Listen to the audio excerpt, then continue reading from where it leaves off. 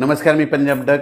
राज्यातल्या सर्व शेतकऱ्याला सांगू इच्छितो की दररोज वेगवेगळ्या भागामध्ये मान्सून दाखल होईल आणि जिथं जिथं ज्यांची ओल भरपूर जाईल, एकीत ओल जाईल, त्यांची माता पेरणी सुरू होईल. पण कापसाच्या लागवडी देखील होतील, म्हणून हा अंदाज लक्षात यायचा. काय होणार आहे? सातारा, सांगली, सोलापूर, कोल्हापूर, पुणे, अहिल्यानगर, लातूर जिल्हा, बीड जिल्हा, धाराशिव जिल्हा, जालना जिल्हा, परभणी जिल्हा ह्यामध्ये काय होईल? 48 तासामध्ये तिथं मध्ये मान्सून दाखल होईल. तिथून ते मान्सून काय होईल? थोडं पुन्हा आणखीन पुढं सरकत, मग पुढं सरकत काय होईल? परभणी जिल्हा, नांदेड जिल्हा, हिंगोली जिल्हा, यवतमाळ जिल्हा, वाशिम जिल्हा, जालना जिल्हा, संभाजीनगरपर्यंत मदाल मारेल. मग तिथून काय होईल? परत ते पुढं काय होईल? वर्धा, नागपूर, भंडारा, गोंदिया, चंद्रपूर, यवतमाळ, अमरावती, वाशिम, हिंगोली, अकोला, बुलढाणा तिथपर्यंत जाईल. म्हणजे ह्या पट्टा काय होईल? ह्या संपूर्ण असा म्हणजे काय होईल? दररोज पुढं सरकत ते मान्सून कव्हर होईल. मग असं करत करत काय होईल? 14 तारखेपर्यंत मात्र संपूर्ण महाराष्ट्र व्यापून टाकेल. आणि त्याच्यानंतर उत्तर महाराष्ट्राकडे काय होईल? 13 तारखेच्या नंतर मग उत्तर महाराष्ट्राकडे मग ते असा पाऊस तिकडे उत्तर महाराष्ट्राकडे जाईल. आणि तिकडे देखील पाऊस पडल्याच्या नंतर जमिनीमध्ये ईदभर ओल गेले तर त्यांच्या देखील पेरण्या तिकडं सुरू होतील.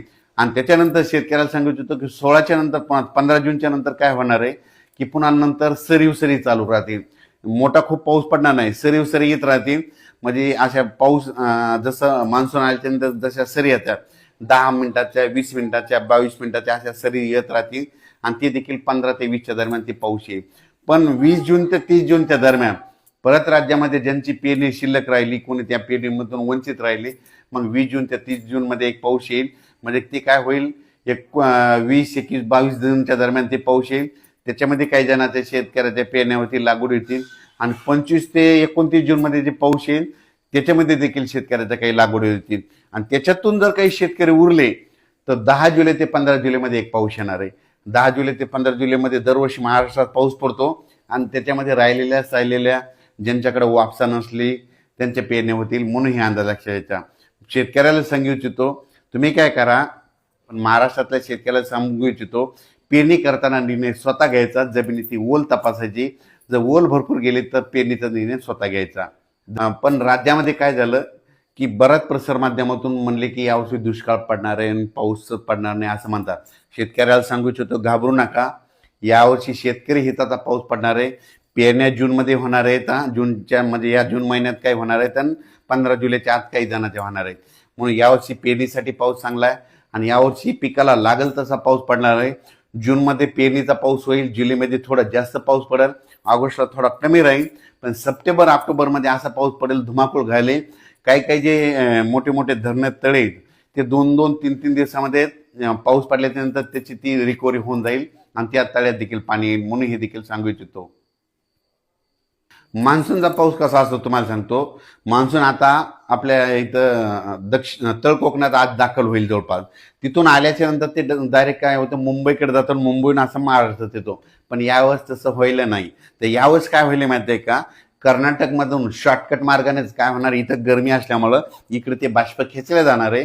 आपल्याकडे गरमी असल्यामुळे ते बाष्प जास्त खेचणार आहे. विदर्भाकडे गरमी जास्त असल्यामुळे ते पाऊस असा तिरकस येणार आहे. मग त्याच्यामध्ये कर्नाटकला मात्र खूप मुसळधार पाऊस होईल, तिकडं अतिवृष्टी होईल.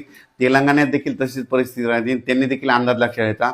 पण कर्नाटक आणि तेलंगणाच्या बाजूला जे महाराष्ट्रातले जिल्हे आहेत, मग त्याच्यामध्ये सांगली जिल्हा, कोल्हापूर जिल्हा, सातारा जिल्हा, धाराशिव जिल्हा, सोलापूर जिल्हा, बीड जिल्हा, लातूर जिल्हा, नांदेड जिल्हा, यवतमाळ जिल्हा, चंद्रपूर, वर्धा, नागपूर ह्या पट्ट्यामध्ये मात्र जास्त मान्सूनचा सुरुवातीला जास्त पाऊस पडणार आहे. म्हणून हे अंदाज लक्षात यायचा.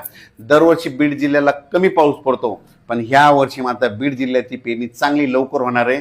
बीडचे कडाष्टी जे भाग आहे, म्हणजे कडाष्टी, दौंड ते परिसर, कर्जत ते असा पट्टा अहिल्यानगरकडे जाणारा, तिथं दरवर्षी दुष्काळ राहतो. पण यावर्षी काय होणार आहे, तिथं पाऊस म्हणजे शॉर्टकट मार्गाने पाऊस येत असल्यामुळे तिथं देखील त्यांना पाऊस पडणार आहे. अहिल्यानगरला दरवर्षी पाऊस कमी पडतो, पण यावर्षी चांगले ओढे नाले खळखळून वाहणार आहेत. म्हणून त्यांच्यासाठी आनंदाची बातमी. परभणी जिल्हा, बीड जिल्हा, लातूर जिल्हा, नांदेड जिल्हा ह्या पट्ट्यात देखील काय होणार आहे, चांगला पाऊस पडणार आहे. म्हणून ह्या परभणी, बीड त्यांच्यासाठी आनंदाची बातमी. दररोज वेगवेगळ्या भागात मान्सून असा दाखल होतो, एकदाच सगळीकडे होत नसतो. जसे जसं मान्सूनला तशी गती भेटेल ती वाऱ्याच्या नुसार त्याची गती ठरलेली असते. म्हणून हे लक्षात यायचं. त्याच्यानंतर विदर्भामध्ये वर्धा जिल्हा झालं, भंडारा जिल्हा झालं, गोंदिया जिल्हा झालं, चंद्रपूर, यवतमाळ, वाशिम, हिंगोली, अकोला, अमरावती, बुलढाणा ह्या परिसरात देखील काय होणार आहे, सगळीकडे ते पुन्हा विदर्भातले 11 जिल्हे आपण टाकेल आणि विदर्भामध्ये शेतकऱ्याची ईदभर ओल गेली तर त्यांची देखील पेरणी सुरू होईल म्हणून हे देखील सांगू इच्छितो. त्याच्यानंतर जळगाव जिल्हा, धुळे जिल्हा तिकडे काय होईल, थोडा उशिरा पाऊस जाईल, पण जळगाव जिल्हा, धुळे जिल्ह्यामध्ये तिकडे देखील पाऊस पडणार आहे.